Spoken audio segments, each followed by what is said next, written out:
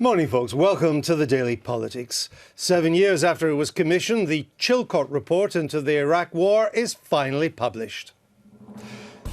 This is John Chilcot speaking live at the launch of his report here in Westminster. He says it will criticise individuals and institutions, and he also says he hopes it will answer questions for families of British soldiers who died in Iraq.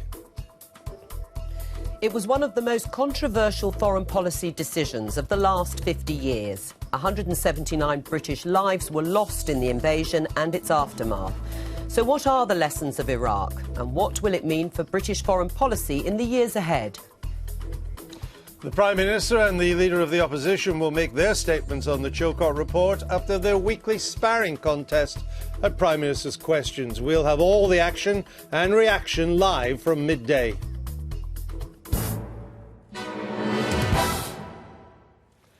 Yes, it's going to be a busy 90 minutes today, and to help us digest it, we're joined for the whole programme by Charlie Faulkner, who was until recently Shadow Justice Secretary. In a former life, he was Lord Chancellor in Tony Blair's government. And we also have the Conservative MP, Julian Lewis. He currently chairs the Defence Select Committee. We welcome you both on this busy morning. Now, the Chilcot report is obviously the big story here in Westminster today. It's being published more or less as we come on air. It's been under embargo, actually, until 11:33, so almost a minute to go. We're just going to give ourselves a few minutes to digest the headline findings and then to report and get some reaction. But first, Joe has been keeping an eye on one of the other big running stories at Westminster, the contest to be the next Tory leader and therefore our Prime Minister. So there are now just 3 contenders for the Conservative crown left. Liam Fox came last in yesterday's ballot amongst MPs with 16 votes cast, so he was eliminated first. Stephen Crabb, who came fourth with 34 votes, has now withdrawn from the contest. Both contenders threw their weight behind Theresa May, who was already way out in front with 165 supporters, half of the total votes. So it looks like Theresa May will be one of the top 2 to face the Conservative membership. But who could be with her and who could be her biggest threat? The Daily Politics has been given exclusive sight of a new Survation poll of Conservative councillors, showing that whilst Theresa May is way out in front with 46%, Andrea Leadsom has the support of nearly 22% of councillors, compared to Michael Gove, who has just 5%. And Julian Lewis, it's Theresa May's to lose, isn't it? Yes, it is, but of course it's a very different electorate at the final stage. And I must declare my interest. I'm a supporter of Andrea's, and I believe that if she can get to the final stage, she will impress significantly and may well win. Right. Do you agree, though, with Stephen Crabb, who has now dropped out of the contest, that actually, with Theresa May so far ahead, that there needs to be a new leader quickly? No, not particularly. I mean, we constructed our electoral system with all these factors in mind, and it was decided that it was for the members of Parliament to whittle it down to the last 2, and then for the membership of the party to make the final decision, and that should be done when the membership of the party has had a chance to listen to the 2 remaining candidates at a series of hustings around the country. Do you appreciate the argument that says that these are very uncertain times, and that there is the potential for turbulence politically, economically? It may not happen, but there is that potential, and that a new Prime Minister is needed quickly?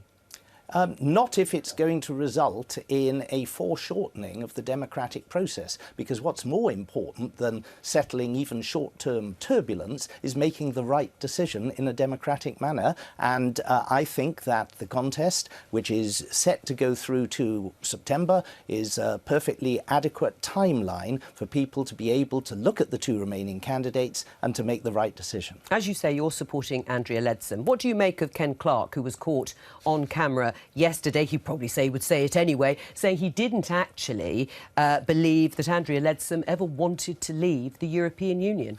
Well, it's very interesting.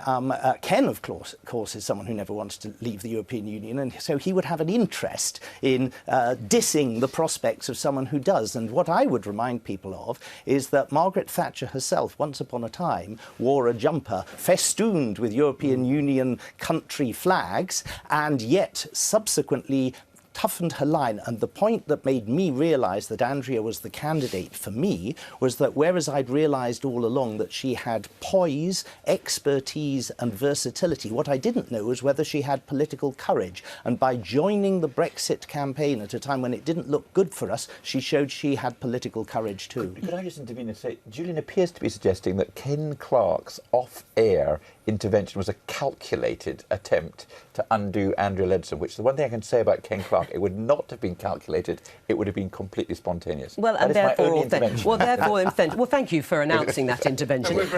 My pleasure. But you say that someone like Margaret Thatcher changed her mind when it came to her enthusiasm for the European Union, and that is true. But actually on this programme in 2013, Andrea Leadsom, so not that many years ago, argued that leaving the EU would be a disaster for the economy. So what makes you so sure that she is the right person to actually lead the UK out? I'll tell you what makes me so sure, and the fact is that at the time that she made those comments, she still believed and was striving to see if a deal could be reached that would make it permissible and acceptable to remain within the European Union. But a disaster for the economy? Well, as she then did her best to see whether the European Union was reformable, she came to the conclusion, which a lot of us had who had been more actively involved for a longer period, that it wasn't. Right. And she nailed her colours firmly to the mast, and she impressed enough people to put her in the commanding position that she is. Thank you. Right, in the last few minutes, John Chilcot has finally published his 12-volume report of his inquiry into the Iraq War and its aftermath. It's 2.5 million words. A select group of journalists has been in a so-called lock-in since 8 o'clock this morning, looking at the report, really only the executive summary they'd have time to look at. We can now report on some of the key passages. Page 1 of the inquiry report states the UK chose to join the invasion of Iraq before the peaceful options for disarmament had been exhausted. Military action at that time was not a last resort. The introduction also states the judgments about the severity of the threat posed by Iraq's weapons of mass destruction, WMD, were presented with a certainty that was not justified. We have concluded that the circumstances in which it was decided that there was a legal basis for UK military action were far from satisfactory. The inquiry also published a memo between Tony Blair, then Prime Minister, and the then US President George Bush. It's dated the 28th of July 2002, just about 9 months before the invasion. In it he states, "I will be with you, whatever. But this is the moment," he goes on to say, "to assess bluntly the difficulties. The planning on this and the strategy are the toughest yet. This is not Kosovo," says the then Prime Minister. "This is not Afghanistan. It is not even the Gulf War." Well, John Chilcot has just finished making a statement. Here is a flavour of what he had to say. It is now clear that policy on Iraq was made on the basis of flawed intelligence and assessments. They were not challenged, and they should have been.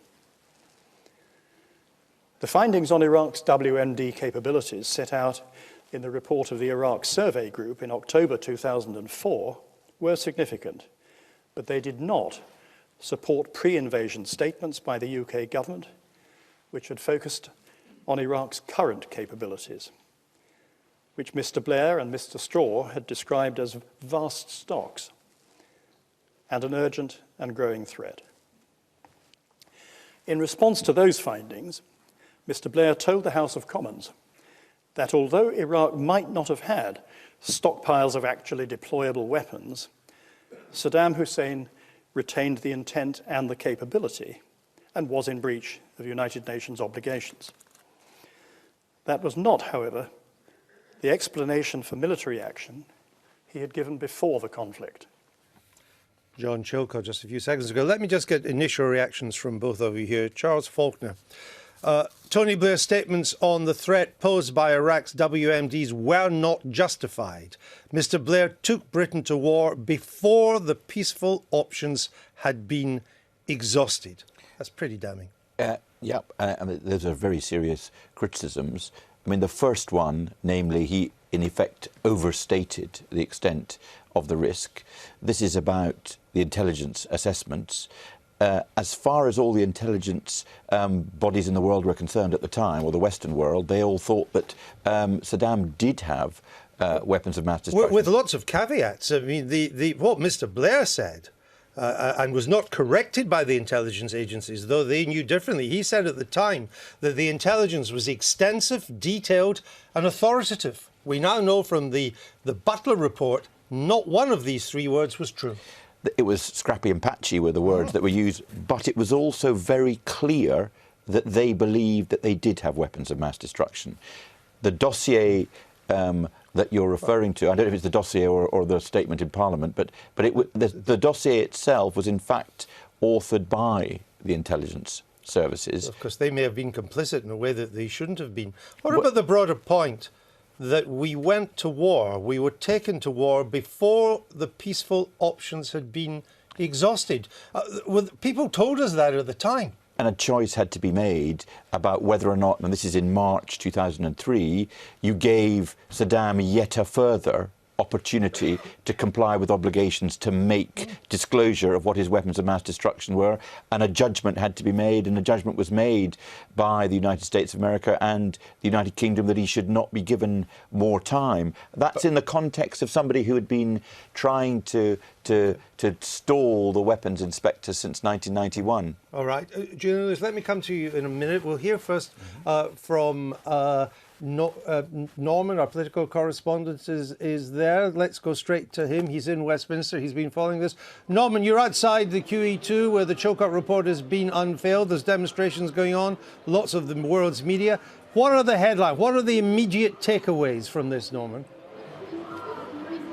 Well, it seems to me this report is much, much more damning than anyone had suspected. It's basically a denunciation of pretty much every aspect of the war, from the reasons for going to war to the threat posed by Saddam Hussein. There was no imminent threat, to the claims he had weapons of mass destruction, to the intelligence provided by the intelligence services, to the legal case for war, to the equipment our troops were sent out to fight into, the complete lack of planning in the aftermath. The only people, frankly, who emerge with any credit are our soldiers and civilians who were deployed in Iraq. But what strikes me most about the report, here's the summary, is the figure towering over it, who runs through this whole report, is Tony Blair. And what becomes clear is that he had become personally convinced that Saddam Hussein had to go months and months and months before the war, before telling cabinet colleagues, before telling the country. He was personally signed up to getting rid of Saddam Hussein. And what changed his mind seems to have been 9/11.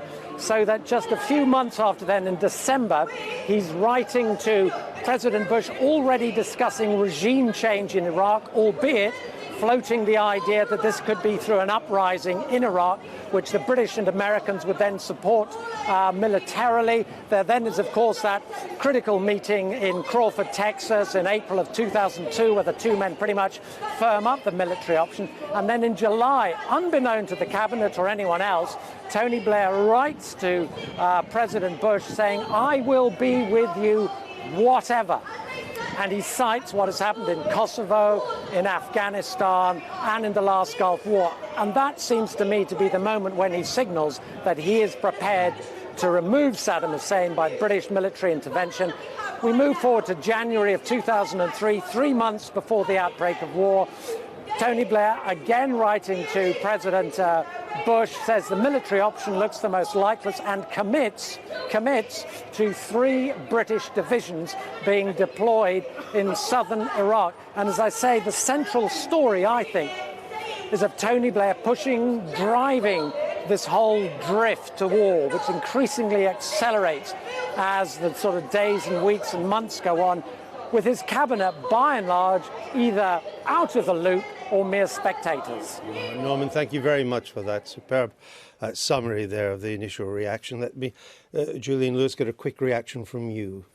Well, I haven't yet had the chance to hear the full conclusions, but I must say it does look as if there was a preordained agenda.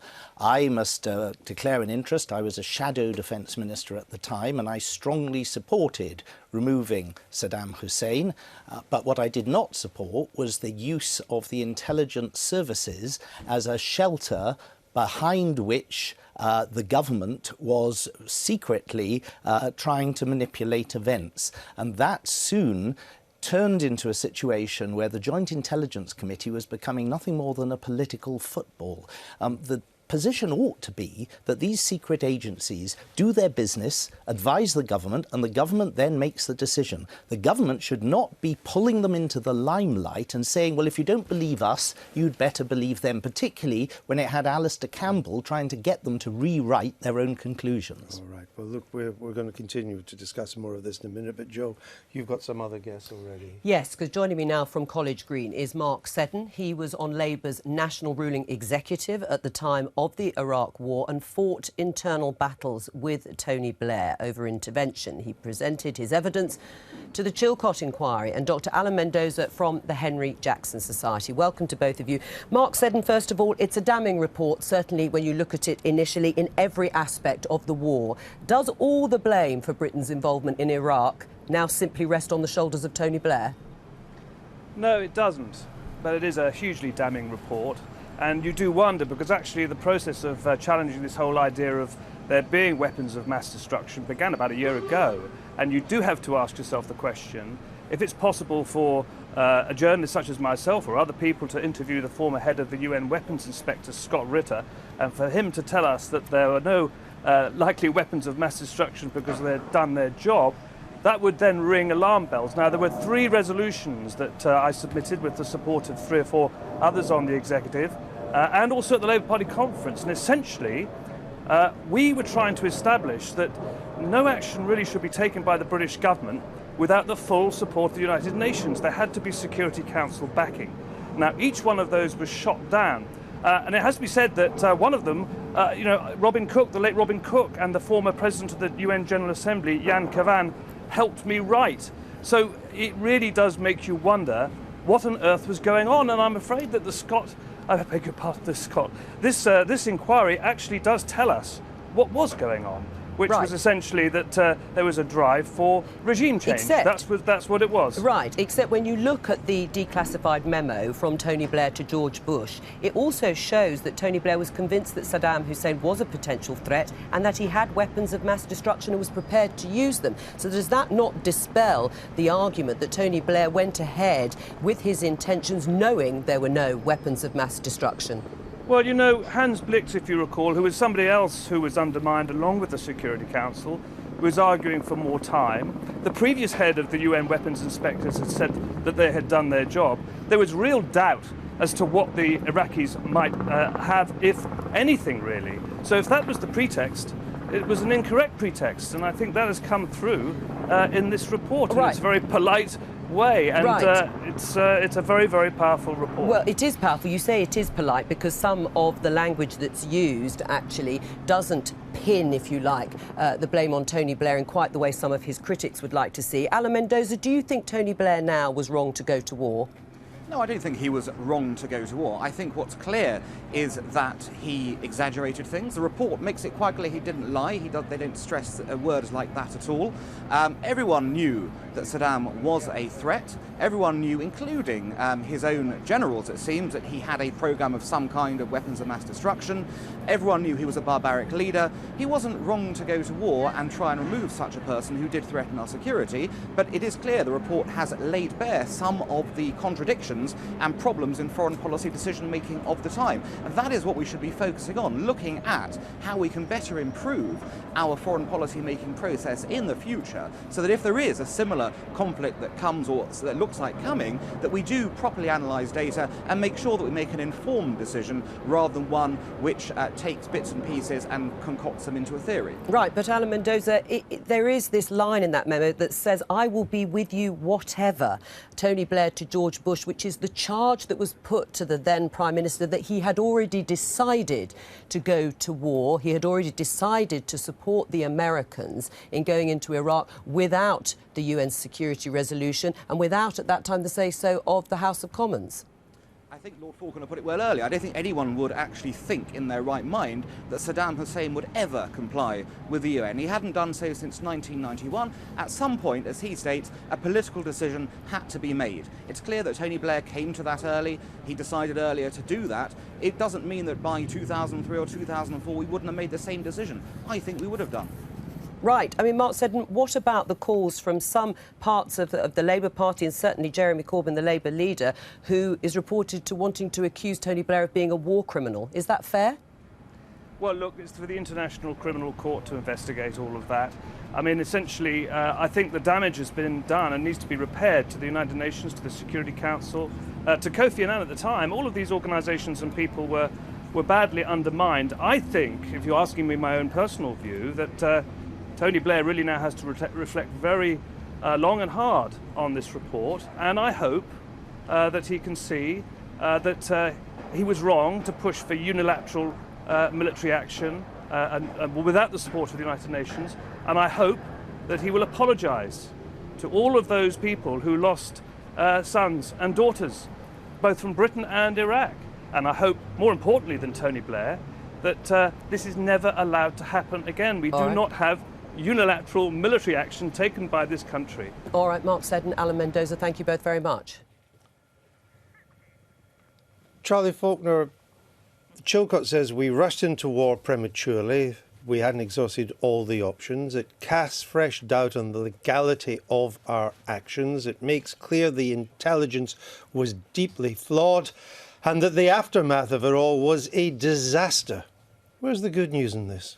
Well, I mean, I haven't read the report, and we obviously need to learn the lessons of it. In a way, though, from looking at it from the point of view of what was going on at the time the decision was made, as I said earlier on, the dilemma for the government was what to do about Saddam Hussein and the extent to which he posed a threat to the region and maybe wider. These are difficult decisions that the threat to the region came subsequently, didn't it? I mean, the region ended up in chaos.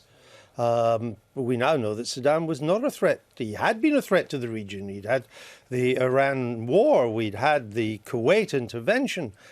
But by that time, he wasn't. The whole threat to the region came after our invasion. Well, at that time, in 2003, what it appeared, and this was the view that was widely held, was that he was trying to avoid having revealed what the extent of his weapons of mass destruction were.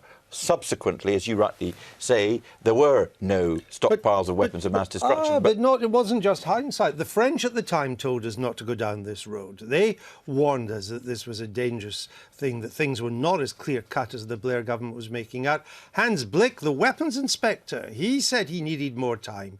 He hadn't found anything yet. And so you don't need hindsight to have been right at the time. People were right and the government was wrong. You have to make a judgment in March 2003. That was the dilemma that the government faced. And the UN had passed countless resolutions between 1991 up to and including 1441 in November 2002, all posited on the basis that he had weapons of mass destruction. Why would he be evasive? Why had he thrown out the weapons inspectors in 1998? Why was it that he would not provide full cooperation? Because he was terrified that his own people might rise up against him if he didn't have these weapons of mass destruction. It was an act. We know that now. We do know that. From the CIA report, it was all an act, and he fooled us. That's right. I mean, here's an issue, Julian, with your defence hat on that I think a lot of people, you can have arguments about the policy at the time, about the aftermath and so on. But I think a lot of people watching at home, when they get to see more of this Chilcot report, will come to this, which is that even though the situation in Iraq was far from resolved by 2006, indeed things were going from bad to worse in Basra, the bit that we were occupying, we opened a second front in Afghanistan. And we began to ramp up our forces there. And the Chilcot report is quite clear. We did not provide our forces with the resources to fight on two fronts. Indeed, and the problem that we have is that in peacetime we never wish to invest as much in defence as we should, so that when a conflict breaks out we never have adequate resources, and we only develop those resources as the conflict goes on. But can I just put 2 points for your consideration? The thing that meant that it was more dangerous than normal to adopt a policy of containment with Saddam Hussein, which would normally be the correct policy, was the appearance on the scene of Al-Qaeda in such a terrible way in 2001, because the fear was, the fear was that if for any reason stocks of mass destruction weapons, by which I mean anthrax, not lower level weapons, but weapons that could kill hundreds of thousands of people by deployment of relatively small quantities of these weapons. If for any reason a dictator chose to supply those to the terrorists, you couldn't use the deterrent option. No, but that was the same. But Syria could have done the same. We didn't invade Syria. Well, and the fact is, Al-Qaeda was almost nowhere to be seen in Iraq. I tell you when it appeared. After we'd invaded. Then it was everywhere. Indeed. And that leads me to the second point that I wanted to make. Well, I don't understand why your first point stands. Well, no, the first point stands because it is perfectly possible it was wrong. For a dictator who is faced with an enemy to supply the enemies of his enemies with deadly weapons that they would unhesitatingly use. But the second point in relation to what happened in Syria was that those of us who had learnt the lesson of Iraq, and I was one, and who voted not to allow Assad to be brought down, realised that the main problem was that there was an optimism that if you pulled down these dictators, democracy would emerge. Whereas in reality, what Iraq showed was that you either have a repressive dictatorship or you have bloody civil war of 1,000 years standing between the different branches of Islam. And that is the real lesson that we applied later in Syria. But there were many people who said that at the time, and it turns out now it's not quite clear that the Bush administration even knew the difference between Sunni and Shia. They had done so little. They knew nothing of the history of Iraq at all. The British may have known a bit more, but it looked like the Americans knew nothing, and they had prepared almost nothing for the aftermath, which is probably the biggest unforgivable thing, because they didn't attack us, we attacked them, supposedly to make a better society, and we had no plans to do so. And Mr. Blair did not insist that the Americans had that. These are things I think that are clear in the Chilcot report. Laura Kunsberg, our political editor, has joined us. You were in the lock-in today. You've got, that's just the executive summary, which is a big enough document on its own. Is it clear to you yet, Laura, what the political fallout is going to be from this? Because it seems now to be a pretty damning report. It is, and if people were worried that it would be a whitewash, there was many suggestions of that. It is not. In polite technicolor, this is a very, very damning verdict on exactly what happened. I think in terms of the political consequences, there's one very important thing about this. Most of the main actors who are criticised in here, and there are many of them, have gone on to pastures new. They are not people who are in the political front line anymore. They have moved on. But of course, the question of Tony Blair's reputation will, to some extent, rest on this. And in the last few minutes, he has released a statement looking for the positives, I suppose, in this, saying that this should lay to rest any idea that there was deceit or that there was bad faith or there was deception in any way. And he will, I'm sure, through the day, certainly hang on to a very clear conclusion in there that there was not evidence that Number 10 deliberately manufactured evidence. Of course, that's been one of the most controversial claims all along. But I think, you know, this is a remarkable document because this is not fragments of what happened. This is not scraps. This is probably the most comprehensive analysis of a conflict in modern times. And I think for any politician who's thinking about military action in the next few decades, they'll think of this because here we are, almost all of the details about the decision-making, all of the details of so many of the mistakes, out in public view. It's felt like it's a long time coming, but in historical terms, this is an astonishingly rapid and damning conclusion of what politicians who are not in the front line, but they're still around, did wrong. Well, we're going to go over to PMQs in a minute, but just see if we have time. On the legality of the issue, Chilcot talks about the circumstances being wrong. I'm not yet clear, perhaps you are. he's not saying, though, it's illegal.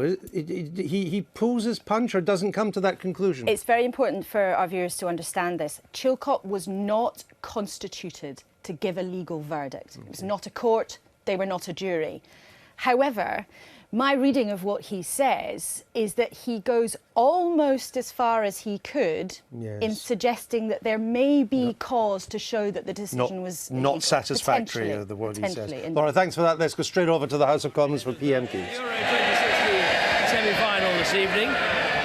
They have played superbly and we wish them all the best. Mr. Speaker, this morning I had meetings with ministerial colleagues and others, and in addition to my duties in this House, I shall have further such meetings later today. Chloe Smith. Thank you, Mr.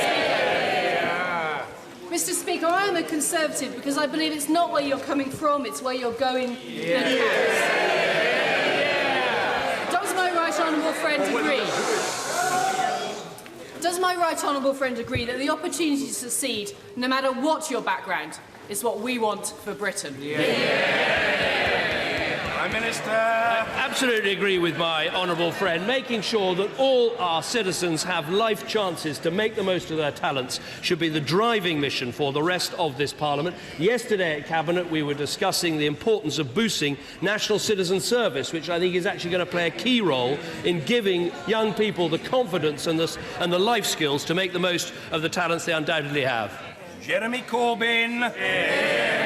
Thank you, Mr. Speaker. I think today it would be appropriate if we paused for a moment to think of those people who lost their lives in the bombings in Baghdad and Medina in recent days. The people that have suffered and their families at the end of Ramadan, it must be a terrible experience for them, and I think we should send our sympathies and solidarity to them. I join with the Prime Minister in wishing Wales well. And I will be cheering for Wales along with everybody else. That's quiet, isn't it? Mr. Speaker. There is life after all.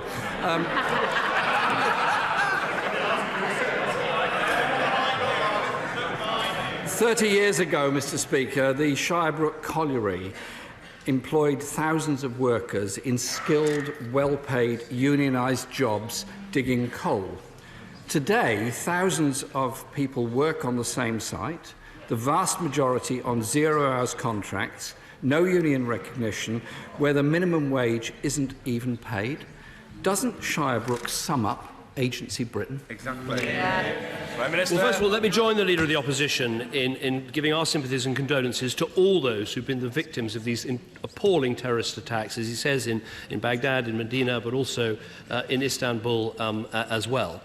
On the issue of what has happened in our coalfield communities to see new jobs and new investment come, we have made sure that there is not only now a minimum wage, but now a national living wage. And yes, he talks about one colliery. I very recently visited the site of the Grimethorpe colliery, where actually there's now one business there, ASOS, I think, now employing almost 5,000 people. So we're never going to succeed as a country if we try to hold on to jobs of industries that have become uncompetitive. We've got to invest in the industries of the future, and that's what this government's doing. Jeremy Corbyn.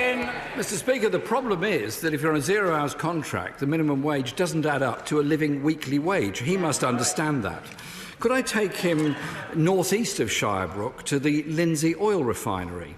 In 2009, hundreds of oil workers there walked out on strike because agency workers from Italy and Portugal were brought in on lower wages to do the same job.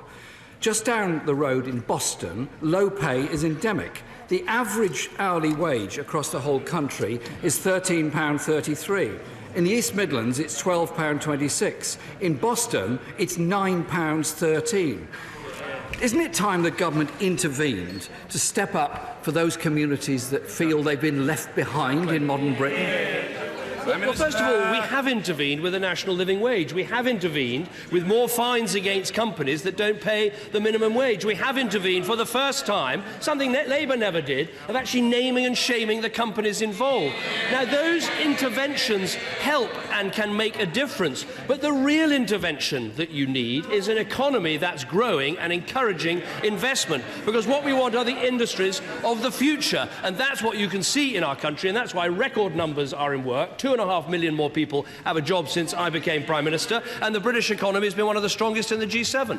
Jeremy Corbyn. Mr. Speaker, this government promised it would rebalance our economy. It promised a northern powerhouse.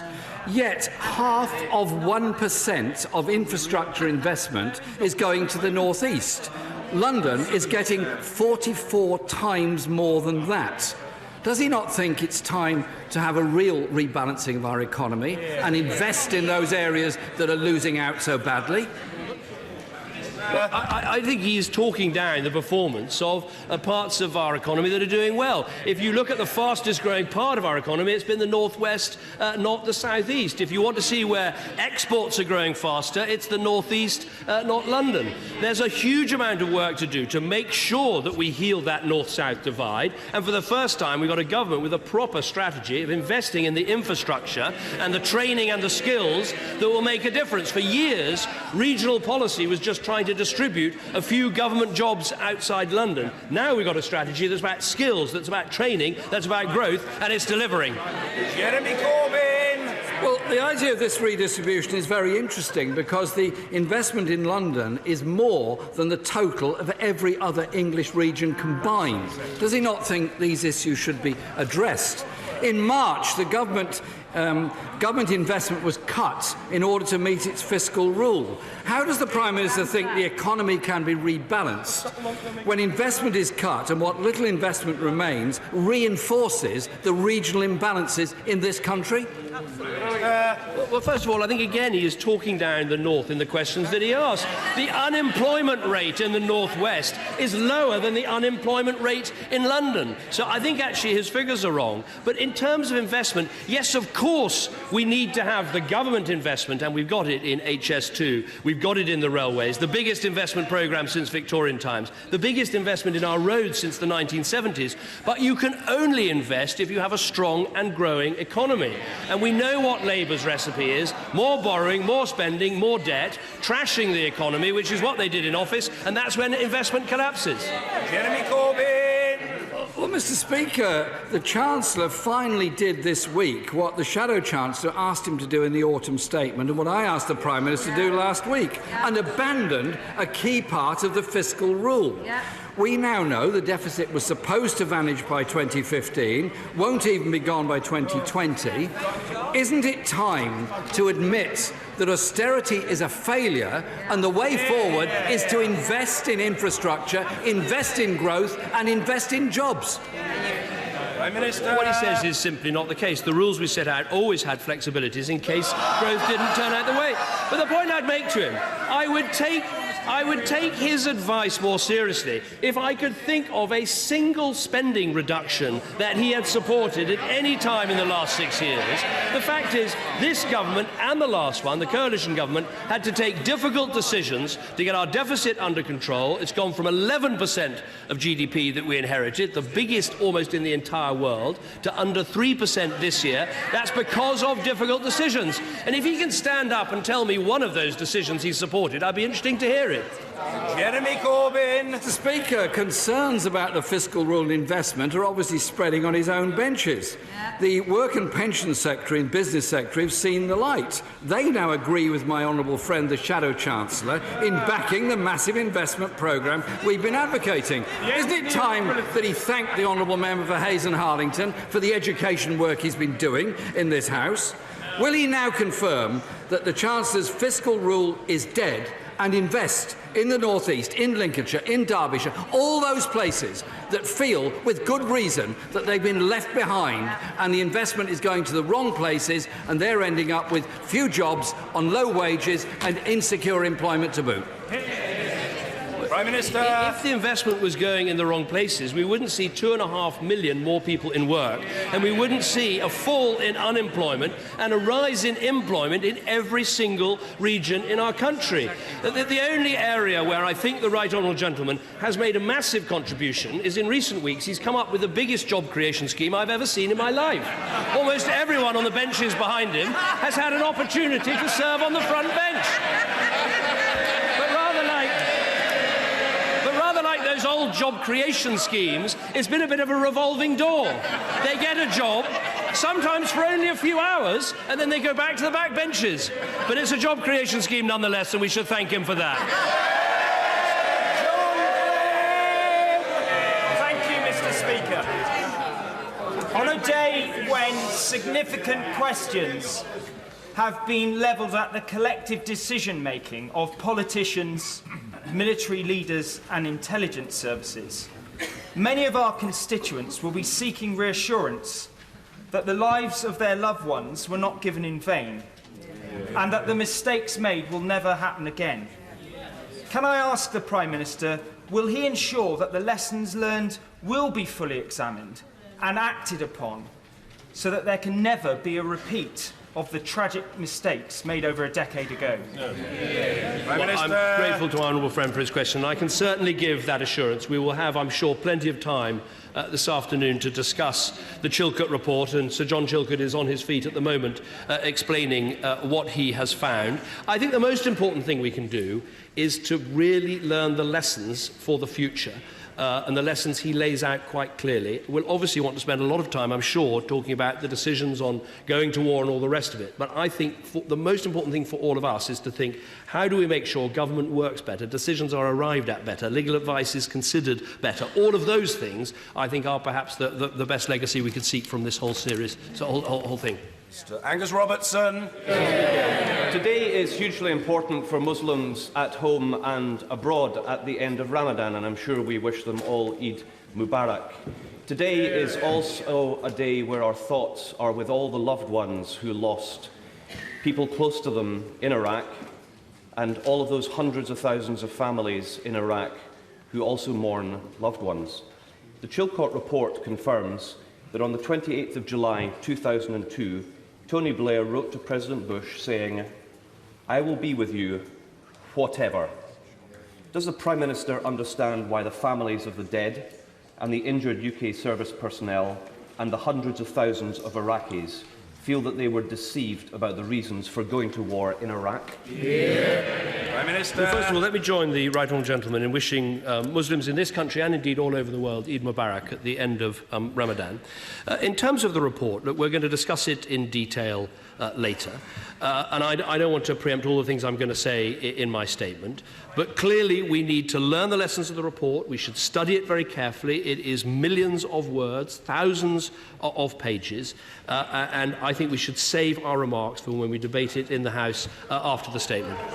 Mr. Angus Robertson. Mr. Speaker, the Chilcot report catalogues the failures in planning for post-conflict Iraq and then concludes that, and I quote, "The UK did not achieve its objectives."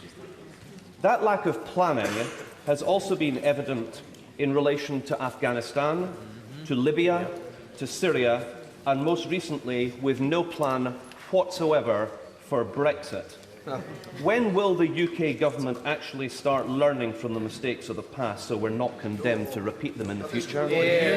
Prime Minister. Well, first of all, he's absolutely right that what Sir John Chilcot says about the failure to plan is very, very clear. And I can read from his statement because that's something that he has given. He says, when the invasion began, UK policy rested on an assumption that there would be a well-executed US-led and UN-authorised operation in a relatively benign security environment. Mr Blair told the inquiry that the difficulties encountered in Iraq after the invasion could not have been known in advance. He says, we do not agree that hindsight is required, and Sir John Chilcot is very, very clear on that point. What I would say to the Right Honourable Gentleman in terms of planning is what I put in place as Prime Minister following what happened in Iraq, of a National Security Council, proper legal advice, properly constituted meetings, a properly staffed National Security Secretariat, all those things, including the proper listening to expert advice in the National Security Council, all those things are designed to avoid the problems that the government had in the case of Iraq. The only point I would make is there is actually no set of arrangements and plans that can provide perfection in any of these cases. Military intervention, we can argue whether it is ever justified. I believe it is. Military intervention is always difficult. Planning for the aftermath of military intervention, that is always difficult. And I don't think in this House we should be naive in any way that there's a perfect set of plans or a perfect set of arrangements that can solve these problems in perpetuity. There aren't. Sir David Amis. Would my right honourable friend join me in congratulating Southend Council, which is once again under the control of the Conservative Party, for swiftly acting to sort out the mess left by the previous hopeless administration? And would he agree with me that Southend-on-Sea, being the alternative city of culture next year, will produce a considerable boost to the local economy? Well, let me pay tribute to my honourable friend for his long-standing efforts to promote Southend and all it has to offer. And while Hull is the official city of culture next year, I'm sure Southend will benefit from the tireless campaign that he has run. And I certainly join him in encouraging people to go and see this excellent seaside town for themselves. Dennis Skinner. Is the Prime Minister aware that 2 miles north of Shirebrook, already mentioned today, is a town called Bolsover, and they heard at the same time they were seeing the notices on the bus saying £350 million for the NHS, for the NHS. At that time, they decided, this government, with the help of the local people, to close the hospital at Bolsover. We need the beds. I'm sure he understands that. When the hospital is closed, it's gone forever. I want him here today to use a little bit of that money, not very much, to save the Bolsover hospital, save the beds, save the jobs. And the press might have a headline saying, "The Prime Minister, Dodgy Dave, assists the beast to save the Bolsover hospital." What a temptation! Save it! The Prime Minister. First of all, I will look very carefully. I don't have the information about the exact situation at the Bolsover Hospital. I'll look at it very carefully and write to him. What I would say is that we are putting £19 billion extra into the NHS in this Parliament. As for what was on the side of buses and all the rest of it, my argument has always been and will always be that it's a strong economy that you require to fund the NHS. Seema Kennedy. Last week I held my first apprenticeships fair in my constituency. Does my right honourable friend agree with me that apprenticeships are an absolutely vital part of economic development in our proud northern towns and cities? Well, my honourable friend is absolutely right, and that's why we've set the target for 3 million apprentices in this Parliament. I think it is achievable, just as we achieved the 2 million apprentices trained in the last Parliament, and I wish her well with what I hope is the first of many apprenticeship fairs in her constituency. Yasmin Qureshi. Thank you, Mr. Speaker. Mr. Speaker, before I ask my question, can I thank the Prime Minister for the support he gave my campaign about getting an inquiry into the drug called Primados, which was given to pregnant women in the 60s and 70s, resulting in thousands and thousands of babies being born with deformities. And I'd like to thank him for that supporting that campaign. Mr. Speaker, my question is, are universities are global success stories, outward-looking, open for business with the world, and attracting the brightest and the best students and researchers to produce groundbreaking research in areas from cancer to climate change? In the last year, the UK universities received $836 million. I want to take part. I need a single sentence question. Forgive me, but there are a lot of other colleagues who want to take part. Just quickly. Thank you, Mr. Speaker. The universities received £836 million last year. What assurances can the Prime Minister give us that in light of the fact that we are now out of the European Union, that money will be saved? Prime Minister. Well, first of all, let me thank the honourable lady for her thanks, because she has raised this case of Primados many times, and I can tell her the Medicines and Healthcare Products Regulatory Agency has been gathering evidence for a review by an expert working group on medicines, and they've met on 3 occasions, so I think we are making progress. The point she makes about universities, until Britain leaves the European Union, we get the full amount amount of funding under the Horizons and other programmes, as you'd expect, and all contracts under that have to be fulfilled. But it will be for a future government, as it negotiates the exit from the EU, to make sure that we domestically continue to fund our universities in a way that makes sure that they continue to lead the world. Mr. Kevin Foster. Thank you, Mr. Speaker. As my right honourable friend will know, the potential closure of the BHS store in Torquay Town Centre, with the loss of over 100 jobs, has again raised the need for major regeneration of town centres across the Torbay. Would my right honourable friend outline what support will be made available by the government to ensure plans can be taken forward? Prime Minister. Well, first of all, it is worth making the point that it's a very sad moment for those BHS staff who've worked so long for that business. For them, it wasn't simply a high street brand, it was a job, it was a way of life, it was a means of preparing for their retirement and their pensions. And we must do all we can to help them and find them new work. And there are many vacancies in the retail sector, and we must make sure they help them to get those jobs. What we've done in terms of high streets is around £18 million has gone to towns through a number of initiatives, and we should keep those up because keeping our town centres vibrant is so vital. But this sits alongside the biggest ever cut in business rates in England, worth some £6.7 billion in the next 5 years. And I think we need to say to those on our high streets to make the most of that business rate cut. Mary Black. Mr. Speaker, one of my constituents who I've been working with for some time has had her mobility card removed after falling victim to a flawed PIP assessment by ATOS. Now, after the involvement of my office, ATOS have since admitted their error, and yet my vulnerable constituent still remains housebound and without a suitable car. Will the Prime Minister offer his full assistance to rectify this cruel situation, and will he look again at the regulations which allowed this situation to occur in the first place? Well, let me congratulate the Honourable Lady for taking up this constituency case. Many of us have done exactly the same thing with constituents who've had assessments that haven't turned out to be accurate. I'll certainly, if she gives me the details, I'll look at the specific case and see what can be done. Kevin Hollinrake. Thank you, Mr. Speaker. A report recently commissioned by Transport for the North, a body created by this government, highlights the opportunity to halt the growing divide between North and South and create 850,000 new jobs and £97 billion of economic growth by 2050. Does my right honourable friend agree that to build on our economic prosperity, we need to continue to rebalance infrastructure spending from London to the regions, particularly to the north of England? Prime Minister. Well, I think my honourable friend is absolutely right. What that report shows is that if we don't take the necessary actions, you're going to see a continued north-south divide, and that's why we are committed, for instance, to seeing increased spending on transport infrastructure go up by 50% to £61 billion in this Parliament. And in my right honourable friend's area, for example, we're spending £380 million upgrading the A1 from Leaming to Barton, which will be a big boost for the local economy. Chris Law. Thank you, Mr. Speaker. Prime Minister, I recently met with Yemi, whose husband, Andy Segi, a British citizen, has been in Ethiopia's death row for over 2 years. Andy was kidnapped while travelling and illegally rendered to Ethiopia. He was sentenced to death 6 years ago at a trial that he was neither present at nor able to present any defence whatsoever in direct contravention of international law.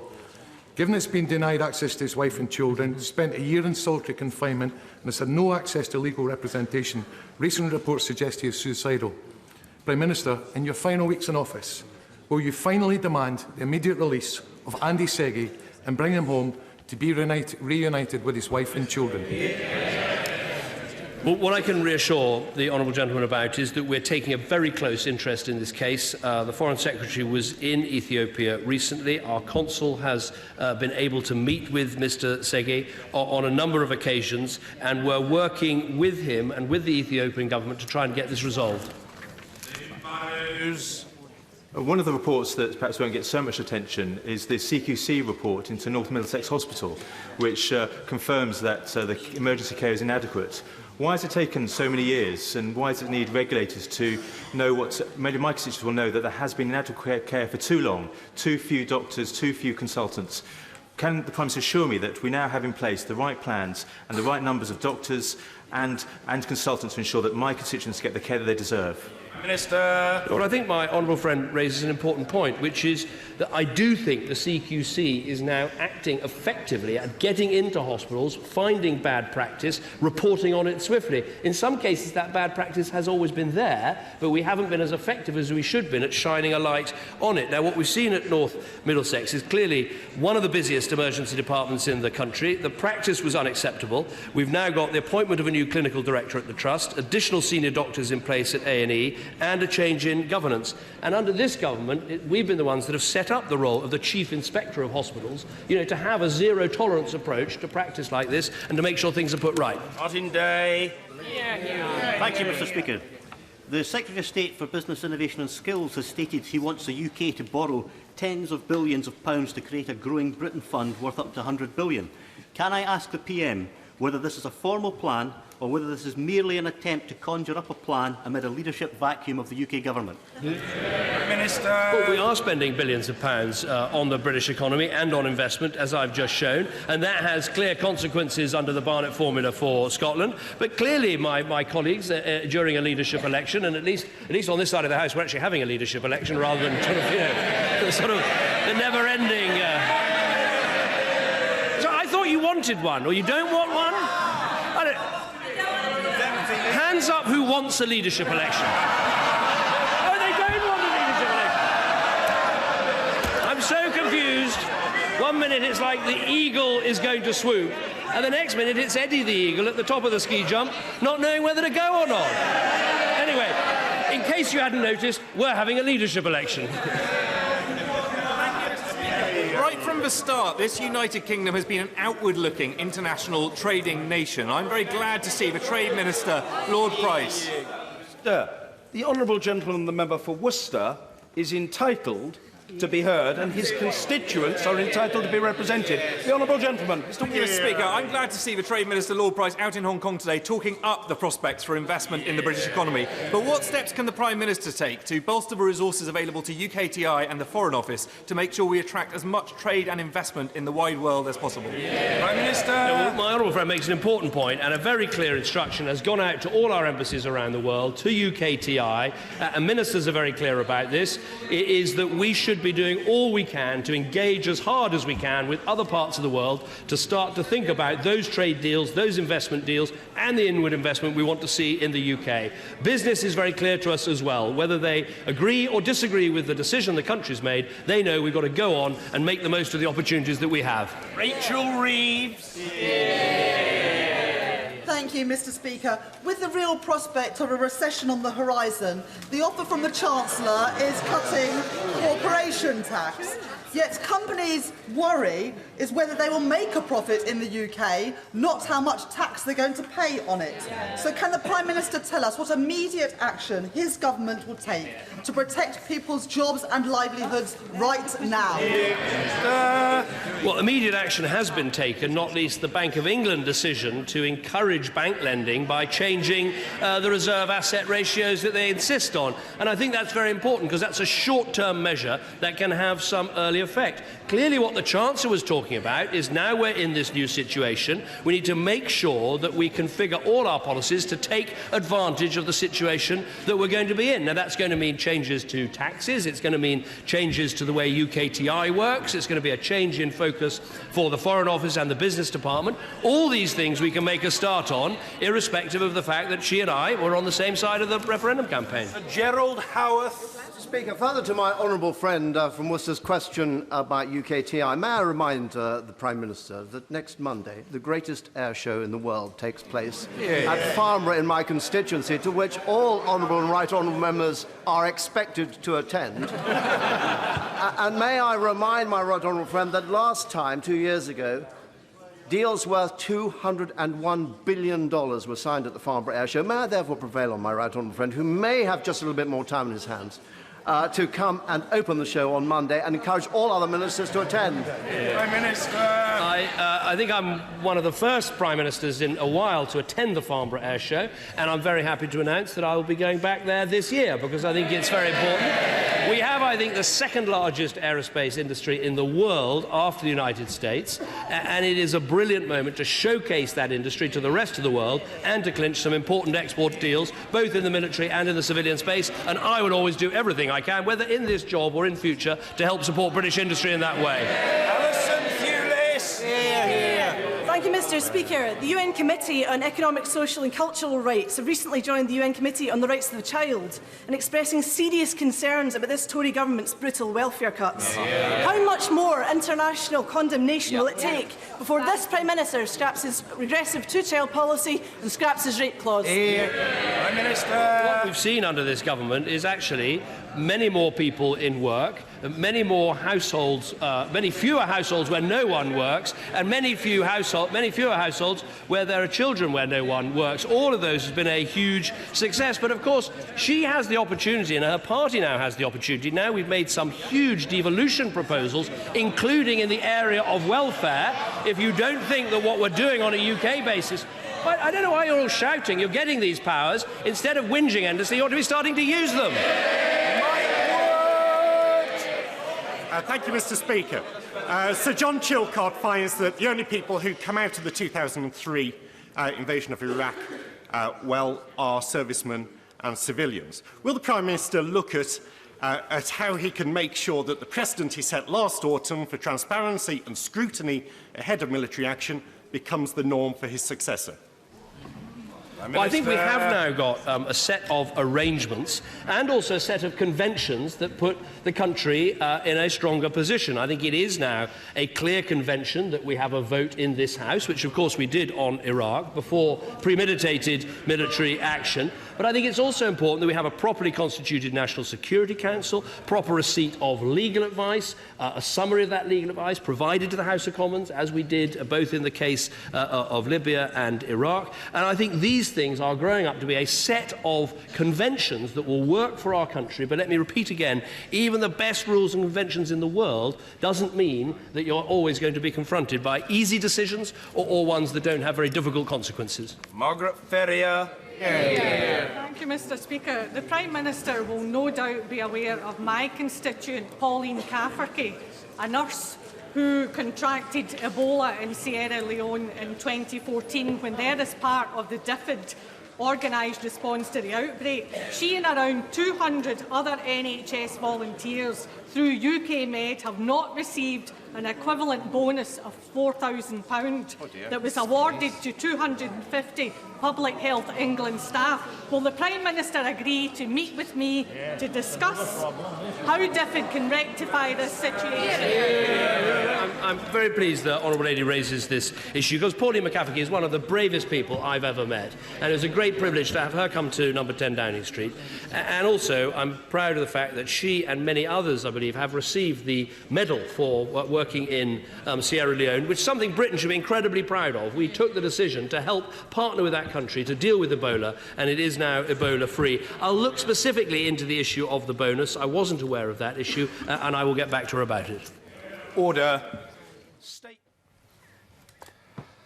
So, Prime Minister's Questions comes to an end. It's very much just a warm-up act today because the House of Commons is now going to move on to statements on the Chilcot report just published this morning. The Prime Minister will make the opening remarks, followed by the Leader of the Opposition. There'll be particular interest in what Jeremy Corbyn has to say. Mr Corbyn, of course, was strongly opposed to the action in Iraq and will therefore speak as a Labour leader who was not implicated in these decisions. We're going to keep across both these speeches and we'll bring you highlights of them if we can before 1 o'clock. Meanwhile, we return to Chilcot. And Laura, are we any clearer now what the political fallout is going to be from this? I think it will become clearer today, in the coming weeks, in the coming months. And as we were saying just before, the strange thing about this is that the people who are criticising it aren't really around anymore.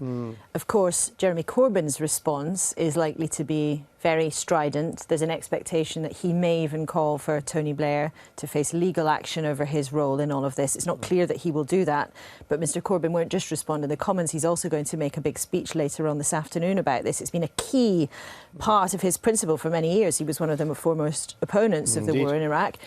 If he goes that far, that is going to be something that further heaps lots of pressure on the Labour Party, of course, because many MPs, many people like Charlie sitting here, were very involved in the decision and supported the war in Iraq. But overall, I think, as we were just beginning to touch on before PMQs, this is a document that shows, I think, that in future, no government will be able to go into anything like this without feeling that they will be held to account, without feeling that their internal conversations, their private memos, all of their deliberations will, at one point in the future, be made public. And there may also be consequences for our relationship with the United States. I mean, this document shows very clearly that Tony Blair basically chose the United States rather than the United Nations, although he did try very hard to get the UN on board.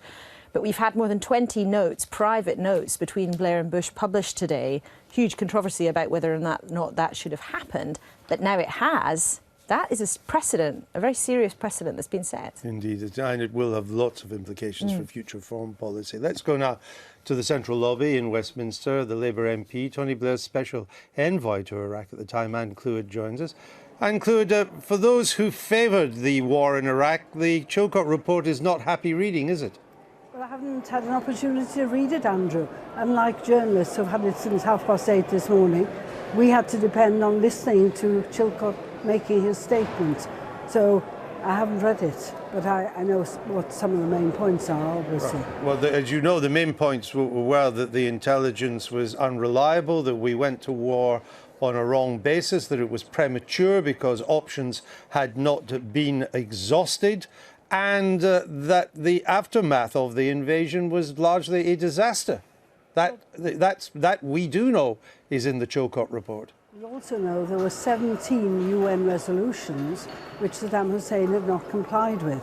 He had used chemical weapons against the Kurds in Halabja and also against the Shia in the south and against the Marsh Arabs. So he had the capability and he had used them in the past. I went to Iraq in 2003, in February 2003. I was with the Kurds. The Kurds were frightened that the chemical weapons were going to be used again against them. They were already fleeing the cities of northern Iraq. And so there was very real fear amongst them that Saddam would use those again. I was taken to the border with Iraq, Kurdish-Iraq border, and I was shown rocket placements in the hills where the Kurds told me those rockets were going to be used against them.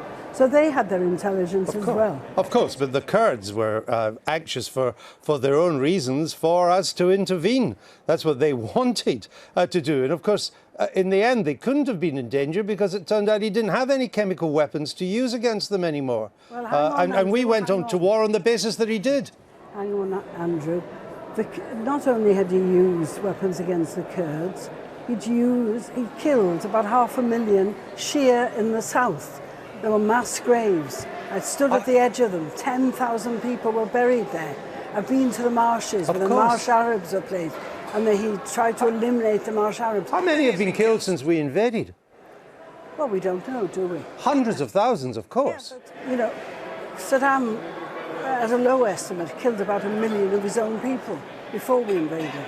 Do you think that there is nothing in this Chilcot report, from what you know so far? I understand that you've not had a chance, none of us has a chance to read it all, of course.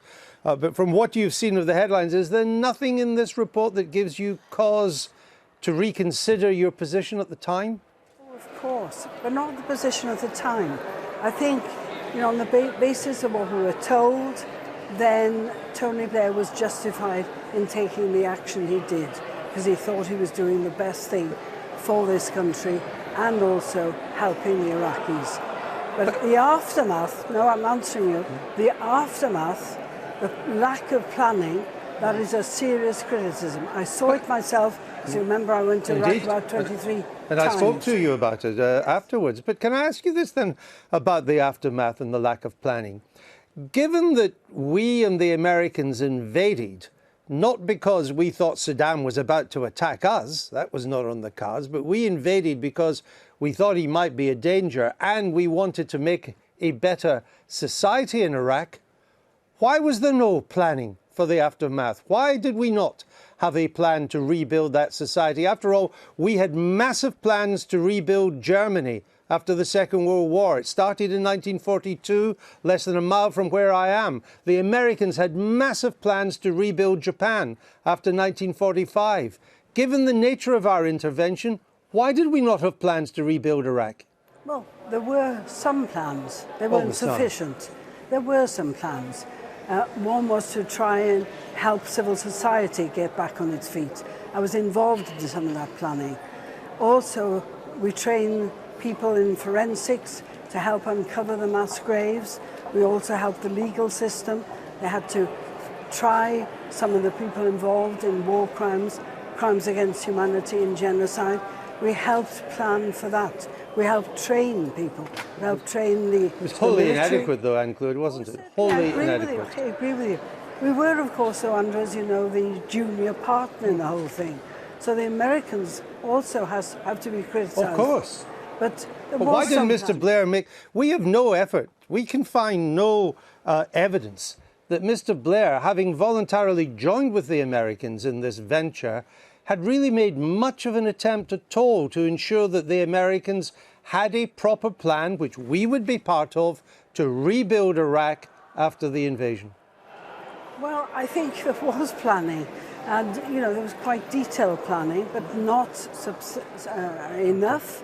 And certainly, with hindsight, clearly not enough. But it's not fair to say there was no planning. There was. And we attempted to try and rebuild Iraq. We retrained civil society, for example. And that, you know, I saw it at first hand. I was going backwards and forwards there. I think we could both agree it wasn't a huge success, and still hasn't been. But Anne-Claude, we'll leave it there for the moment. Of course, what did happen was that the State Department had quite substantial plans. There was even an area in Foggy Bottom in Washington called Iraq Shack. But in the course of the invasion, President Bush took responsibility out of the hands of the State Department and gave it to the Pentagon, which had never had responsibility for rebuilding a society after a war before. It was an unprecedented change because he didn't trust the State Department, Mr. Bush, but he trusted Don Rumsfeld and the Pentagon. It was a huge error. Indeed, and installed his own people, and Paul Bremner, of course, who then went in as governor of that province. And it is, despite Anne-Claude trying to defend the planning efforts that had gone in before, it's clear when you read this report, and actually quite astonishing, there is evidence in there that suggests basically the Cabinet didn't discuss the military options before it had. On the 17th of March, less than a week before the invasion, it said that there had not been a full discussion of the military options around the Cabinet table. And that's one feature of the report really throughout. Chilcot lists 11 specific, significant points when decisions were taken that weren't, and in his view should have been taken and discussed properly at the Cabinet, and they were taken elsewhere. And there were lots of private side conversations, but very often just between Tony Blair and Jack Straw, sometimes just between Tony Blair and George Bush. And one of the themes of this report is that Cabinet ministers at the time, Lord Faulkner sitting right here, were not included in the decision-making process in the way that they should have been. I wasn't in the Cabinet at the time. You weren't in the Cabinet at the time. As far as, I mean, I hadn't read the report and Laura has read the executive summary. The idea, though, that during this period there wasn't a great decision that had to be taken for the nation, and in particular for the government, I think is a not an accurate impression. But should it have involved more people? That's the point. Well, the Cabinet, as I understand it, discussed it regularly. I think that and again, Laura will correct me if I'm wrong, Sir John Chilcot's criticism is there was no formal, as it were, minuted and a report prepared beforehand discussion at which everybody was involved in the discussion. But this idea that it was a secret drumbeat to war is not accurate, because it echoes Butler's complaint about sofa government. Indeed, it does. And Claire Short, of course, who was in the Cabinet at the time as the International Development Secretary, has said this morning, basically, we didn't really know what he was up to. Now, Lord Faulkner, you're right. There were discussions in public. Of course, there was huge public concern about what we were doing. But the point that Chilcot makes is that in no way were any of the processes that we might expect from our politicians on a decision with this level of significance and gravity. In no way were they followed. But you're right, it wasn't a secret that these kinds of the same thing happened issues were when being we went considered. into Suez in '56. Let me ask you a wider foreign policy point, Julian Lewis, on this, because can I just pick you up on that? I mean, there was a secret. No, that was I agree. It was secret in Suez. Yeah, and it was that was how it was done. Not only was it secret, there was a deliberate deceit about it, and I don't think that Chilcot does not say that there's no suggestion of that. No, sort I of understand deceit. that. Though people do think there was a kind of a secret agreement between Mr. Bush and Mr. Blair to proceed. But anyway, let me come to Julian Lewis. When I was last in Washington, White House aide said to me, "We intervened in Iraq and occupied Iraq. Disaster. We intervened in Libya but didn't occupy Libya. Disaster. We have neither intervened nor occupied Syria. Disaster."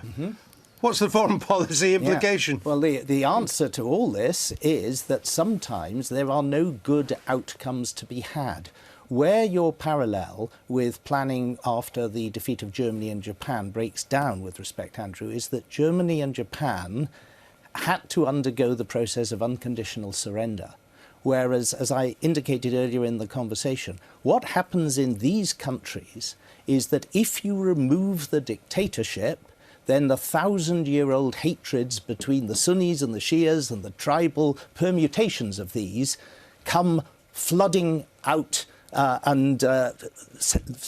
front and centre. And the whole problem that you have with intervening or not intervening is that if you leave the dictators in place, then they rule brutally and they kill lots of people. And if you remove them, you get fundamentalist, religious-inspired civil war at a parallel I would like to give you. Just imagine this country 700 or 800 years ago, when the sort of people running the country wouldn't hesitate to burn heretics at the stake because they had a different interpretation of what Almighty God was telling them should happen in this country. And if you want to get into that mindset and say, well, what would happen there if you tried to impose a democratic model, you get an idea of what happens in these countries when you do the same thing. And that's but didn't why, we know all that sorry, before 2003? Yeah, but just one last Didn't we know all that?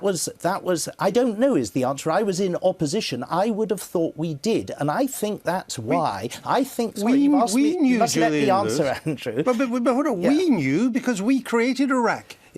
We put Shia and Sunni together. Yes, and Kurds. Sure. We created this artificial state. Sure, and we are talking now about events which happened decades and decades earlier, and the institutional memory of the Foreign Office should be able to cope with that. And what's more, they did, because in the first Gulf War, that was probably the reason that they decided, having thrown out Saddam Hussein from Kuwait, and no one has once mentioned that all this really started with Saddam's invasion of Kuwait in 1990. If it hadn't been for that, there'd have been no question of trying to overthrow him later. And it was probably the wiser heads that said, having thrown him out of Kuwait, don't go any further. Indeed. Well, that was George Bush Sr. that took that decision, yes. Just briefly, one of the most important things, though, that we haven't mentioned that also comes across in the report is how 9/11 changed this, how that changed the political culture in the US, changed the political culture here.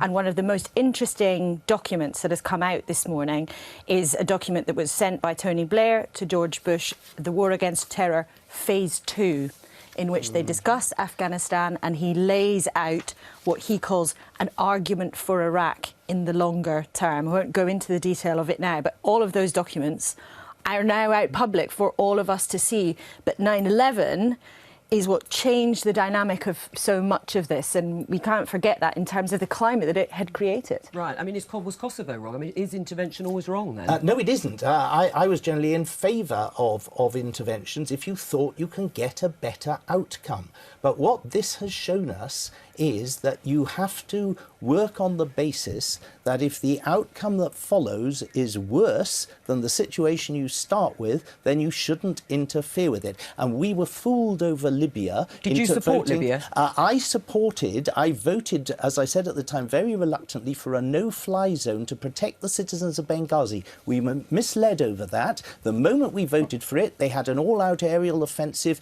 to destroy Gaddafi. I would never have voted for that. how did you fall for a no-fly zone to protect Benghazi when Gaddafi has said he was going to go door to door on the ground?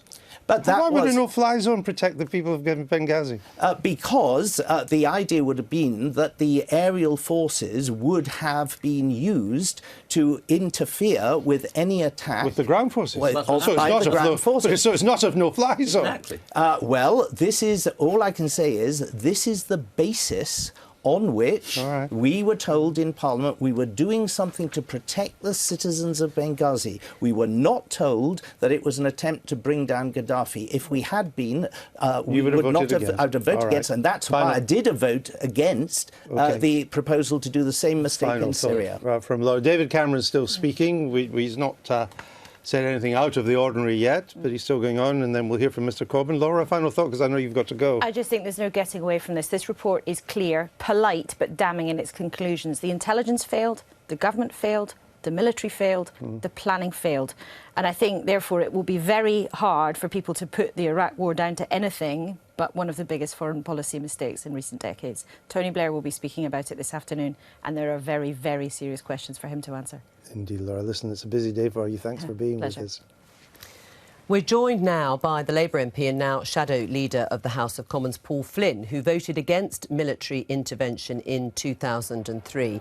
I mean, Paul Flynn, many people have long held the view that Tony Blair went to war on a false premise because there were no weapons of mass destruction. But there's nothing in the Chilcot report so far, and we haven't seen all of it, that says that that decision was made with any deliberate deceit or intention. Do you accept that? Well, they had evidence that it was in this document, which is a 15-page report about Mr. Hussein Kabal, on which they used Blair used this to say this is evidence that they had weapons of mass destruction.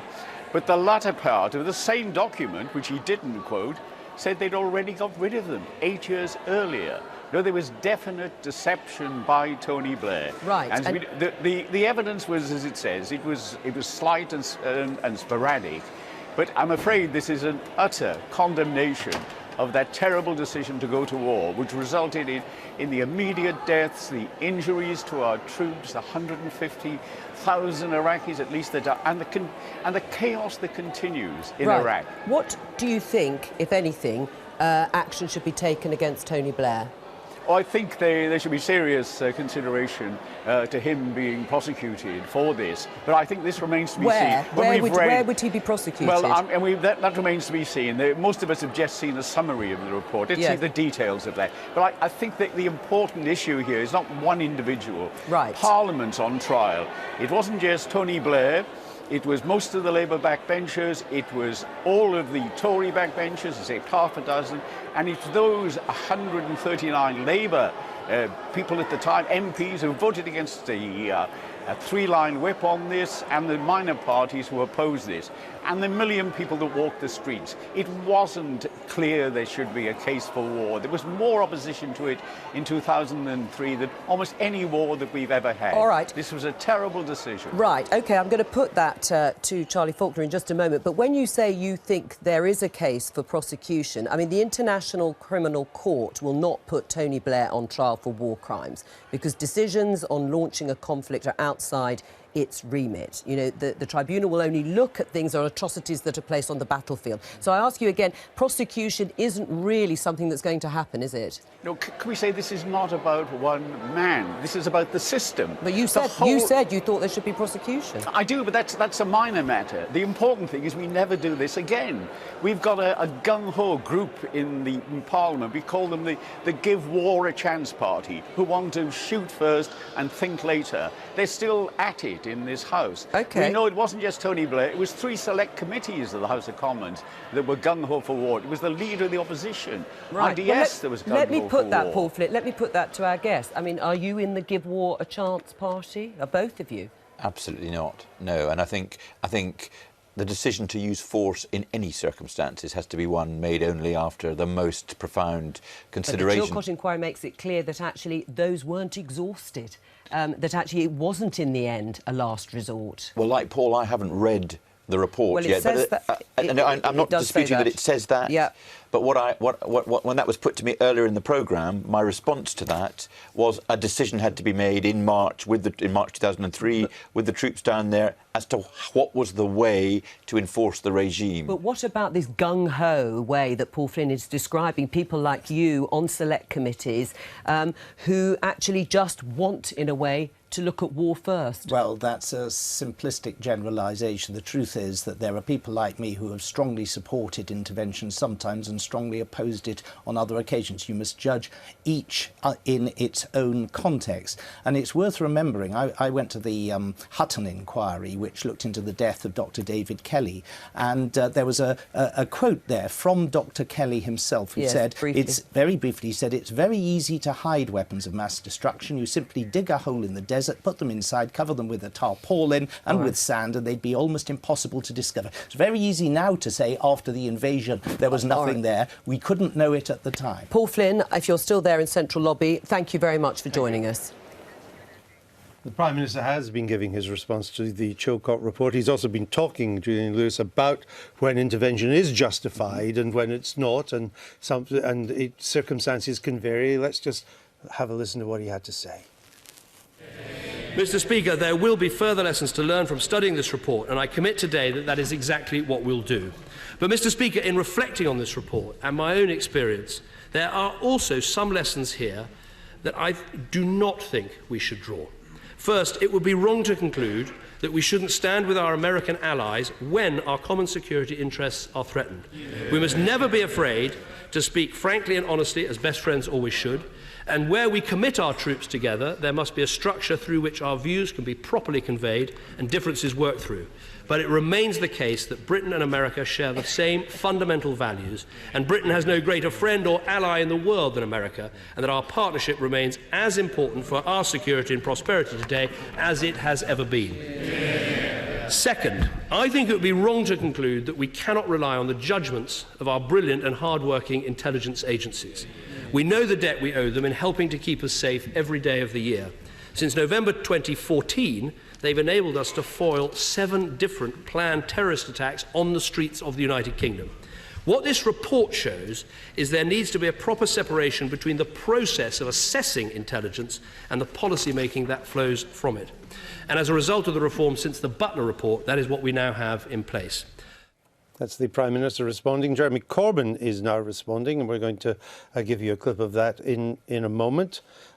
He's said that the war, Mr. Corbyn says, has long been regarded as illegal, but he's not expected, we understand, to call for the prosecution of Mr. Blair. And he may find that in Chilcot there isn't perhaps enough ammunition to do that yet. From what Laura was saying, it's not making a conclusion one way or the other as to whether it's illegal. As I understand what Laura is saying, it's saying the process was not right. The circumstances. But they're not saying that the conclusion that it was a legal war was wrong. I understand that they're expressing no view one way or the other in relation to that, because it's not a legal tribunal. It's looking at the facts and the processes. The Suez was, as we look back, was a watershed in British foreign policy, in Britain's position in the world, indeed, because many concluded that we couldn't act on our own anymore without American support.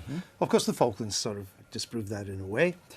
But is Iraq a watershed? Because we've had Libya since, and there was the attempt. Our planes are active in the skies of Iraq and Syria. How did you place it now? I think it is a watershed in terms of our understanding of the limitations of what any intervention can do in a society which is still dominated by religious divides extending back for hundreds and hundreds of years. And what really needs to worry us is that these societies have a doctrine, extreme religious variants of Islam, that has a worldwide appeal, a bit like the communist or international Marxist doctrines used to have. And that's where we have to constantly understand that if we leave things to develop, it can make the situation worse, but if we intervene, it can make the situation worse as well. Right. There are no easy answers, and the best general approach is one of containment. Hung if you do, hung if you don't. Exactly, Yes. and this illustrates both the difficulty and also Laura's point. This will be the most examined decision in foreign policy, which will affect foreign policy decisions in the future, both because of the lessons that we learn, but because, rightly, we now know there will be an absolute spotlight, rightly so, on these sort of decisions in the future. Let me just interrupt. We've only got a few minutes to go. Let's hear what Jeremy Corbyn's had to say before we go today. Here he is. Mr. Speaker, the decision to invade and occupy Iraq in March 2003 was the most significant foreign policy decision taken by a British government in modern times. It divided this House and set the government of the day against a majority of the British people, as well as against the weight of global opinion. The war was not in any way, as Sir John Chilcot says, a last resort. Frankly, it was an act of military aggression launched on a false pretext, as the inquiry accepts, and has long been regarded as illegal by the overwhelming weight of international legal opinion. It led to the deaths of hundreds of thousands of people and the displacement of millions of refugees. It devastated Iraq's infrastructure and society.